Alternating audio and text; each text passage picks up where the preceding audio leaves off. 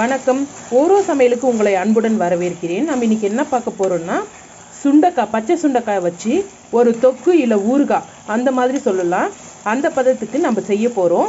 இதை எப்படி செஞ்சிடலான்னு பார்க்கலாம் வாங்க. ஈஸியாகவும் டேஸ்ட்டாகவும் ஹெல்த்தியான ரெசிபி கூட. இது எப்படி செய்யலான்னு பார்க்கலாம் வாங்க. சுண்டைக்காவை சமைக்கிறதுக்கு முன்னாடி இந்த மாதிரி நசுக்கி தண்ணியில் போட்டு வச்சுக்கலாம்.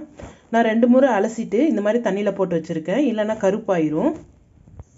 தாளிக்கிறதுக்கு கடுகு, சீரகம், பெருங்காயம் எடுத்துருக்கேன். எண்ணெய் கொஞ்சம் தாராளமாக சேர்த்துக்கலாம். நான் ஸ்டோர் பண்ண போகிறேன், எனக்கு சீக்கிரமாக காலி ஆகாது. அதனால் நான் எண்ணெய் கொஞ்சம் தாராளமாக சேர்த்துக்கிறேன். நீங்கள் உடனடியாக காலி ஆகிற மாதிரி இருந்தால் எண்ணெய் கம்மியாக சேர்த்துக்கலாம். கொஞ்சம் புளி ஊற வச்சு கரைச்சி எடுத்துக்கலாம். எண்ணெய் காஞ்சதும் கடுகு, சீரகம், பெருங்காயம் சேர்த்துக்கலாம். இது நல்லா பொரியட்டும். கடுகு, சீரகம் பொரிஞ்சதும் கொஞ்சம் பூண்டு, கருவேப்பிலை சேர்த்துக்கலாம். இப்போ வெங்காயம்,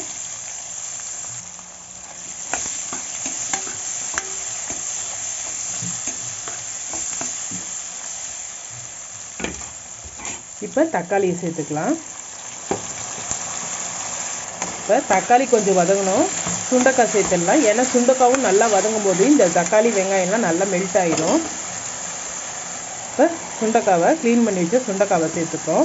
இந்த சுண்டைக்காயில் கால்சியம், பாஸ்பரஸ் எல்லாமே நிறைய விட்டமின்ஸ் இருக்குங்க. அல்சர் இருக்கிறவங்க, வயிறு புண்ணு இருக்கிறவங்க இந்த சுண்டைக்காவை தொடர்ந்து சாப்பிட்டு வந்தீங்கன்னா வயிறு புண்ணு ஆறும், அல்சர் குணமாகும். கிட்னியில் கல் இருக்கிறவங்க இந்த சுண்டைக்காவை தொடர்ந்து சாப்பிட்லாம். யூரிக் ஆசிட் அதிகமாக இருக்கிறவங்க இந்த சுண்டைக்காவை சாப்பிட்டு வந்தால் யூரிக் ஆசிட் லெவல் கம்மியாகும், கெட்ட கொழுப்பு கரைக்கும். அதனால் இதயத்துக்கும் ரொம்ப நல்லது. அதனால் குழந்தைங்களுக்கு சின்ன வயசுலேருந்து இந்த சுண்டைக்காவை சாப்பிட்ற பழக்கத்தை ஏற்படுத்தி கொடுங்க. காஞ்ச சுண்டைக்காய் கூட கொஞ்சம் லைட்டாக கசக்கும். இந்த பச்சை சுண்டைக்காய் கசக்காது. இந்த மாதிரி நீங்கள் தொக்காவும் செய்யலாம். நல்லா வதக்கிட்டு சட்னி மாதிரி கூட செய்யலாம். குழந்தைங்களுக்கு தெரியாது. காய் சாப்பிட்லன்னா கூட சட்னி மாதிரி செஞ்சு இட்லி, தோசைக்கெல்லாம் கொடுக்கலாம். நீங்கள் சாதத்தில் பெரட்டி கொடுக்கலாம். வத்தலை வச்சு வத்தல் பொரித்து 2 ஸ்நாக்ஸ் மாதிரியும் கொடுக்கலாம். இந்த மாதிரி ஹெல்த் பெனிஃபிட் உள்ள காய்கறிகளை எங்கேயாவது பார்த்தா விட்டுடாதீங்க. இப்போ ஒரு 5 நிமிஷம் போல் இது நல்லா வதங்கணும்.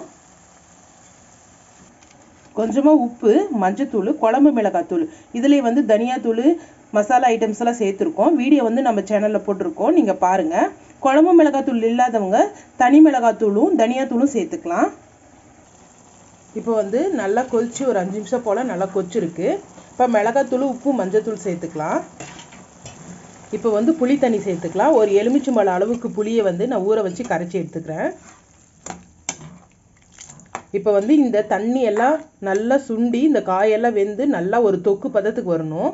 அந்த அளவுக்கு இது நல்லா வேக வச்சுக்கணும். கொதி வர்ற வரைக்கும் ஹை ஃப்ளேமில் வச்சுட்டு, கொதி வந்ததுக்கு அப்புறமா மீடியம் ஃப்ளேமில் வச்சு தட்டு போட்டு மூடிடுங்க. ஒரு 10-15 நிமிஷம் நல்லா கிளறி விட்டாங்கன்னா ஒரு தொக்கு மாதிரி வரும்.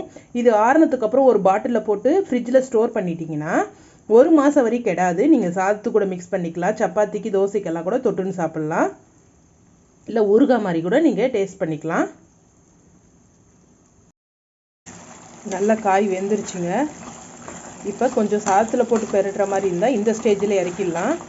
நான் தொக்கு மாதிரி செஞ்சுட்டு, ஊறுகாய் மாதிரி செஞ்சுட்டு ஃப்ரிட்ஜில் ஸ்டோர் பண்ணுறேன். அதனால் இன்னும் கொஞ்சம் சுண்டை வச்சுட்டு நான் எடுத்து ஒரு கண்ணாடி பாட்டில் ஆறுனதுக்கப்புறம் போட்டு ஃப்ரிட்ஜில் வச்சுருவேன். இது நீங்கள் சாதத்தில் கலந்து சாப்பிட்டுக்கலாம். சாதம் மட்டும் வச்சுட்டு நம்ம கலந்து எடுத்து சாப்பிட்டுக்கலாம்.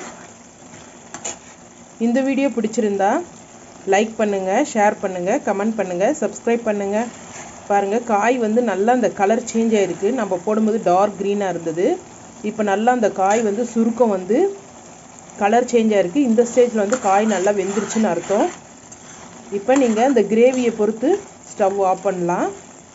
கொஞ்சமாக தான் இருக்குது தொக்கு மாதிரி. இந்த ஸ்டேஜில் ஆஃப் பண்ணிடலாம். நம்ம ஊற்றின எண்ணெய் எல்லாம் மேலே வந்திருக்கு.